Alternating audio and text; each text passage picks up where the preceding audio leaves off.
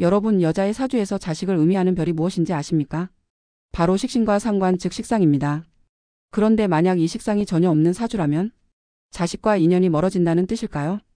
오늘은 많은 분들이 궁금해하는 주제, 바로 자식 없는 사주에 대해 이야기해 보겠습니다. 사주에 식상이 없다고 해서 무조건 자식이 없는 건 아닙니다. 지장간 속에 숨어 있거나 대운의 흐름이 도와준다면 늦게라도 자식 인연이 들어올 수 있습니다. 이제 실제 사주 한 예를 들어보겠습니다. 묘월에 태어난 무토일간의 여성. 임진년 개묘월 무오일 개축시. 이 사주는 봄날 작은 나무들이 피어있는 산등성이에 폭포처럼 비가 끊임없이 내리는 형국입니다. 햇빛이 없는 관성 남편 묘목인 작은 나무. 이 관성 자라기 어려운 환경입니다. 하늘엔 폭우만 가득하고 빗줄기만 보입니다. 폭우인 재성, 재물 생각만 가득합니다. 천간에는 임수와 개수만 가득 차 있고 지지에도 금 기운이 전혀 없습니다. 금은 곧 식상, 즉 자식을 뜻하죠. 그래서 결혼하고 아이를 가져야 할 시기에 자식과 인연이 보이지 않는 것입니다. 대운 또한 해자축에 차갑고 습한 물 기운만 흘러 금 식상이 자리를 잡을 틈조차 없습니다. 명식 속 지지에도 금이 단 한 점도 보이지 않으니 사주를 보는 순간 자식과는 인연이 멀다라는 해석이 가능한 구조입니다. 이 여성의 삶을 들여다보면 더욱 흥미롭습니다.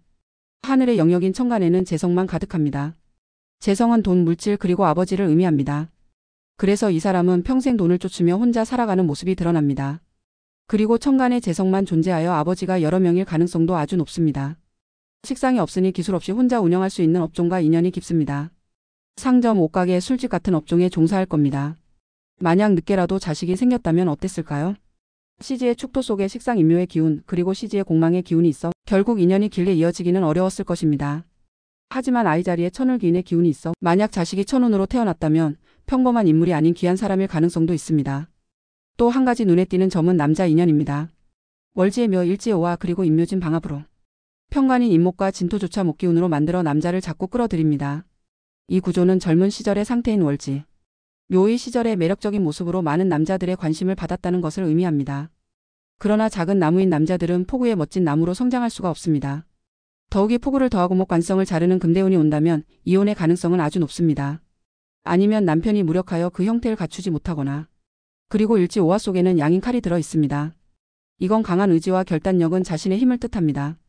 누구에게도 지지 않고 용감하게 칼을 품고 살아가는 힘이 있다는 거죠. 즉 자식 남편 인연은 약하지만 삶 자체는 강하고 당당하게 사는 사람입니다. 식상이 없다는 건 자식과 인연이 약할 수 있지만 그 대신 다른 별들의 힘이 강하게 작용해 독특한 능력을 주기도 합니다. 재성의 힘으로 돈과 물질을 쫓는 힘, 인성의 힘으로 학문과 관련된 지혜로 세상을 제압하는 힘, 혹은 관성으로 사회 속에서 자신의 자리를 지켜내는 힘 말입니다. 내 사주에 식상이 없다 해서 안타까울 필요는 없습니다. 사주 속에는 반드시 나만의 길과 무기가 숨어 있으니까요.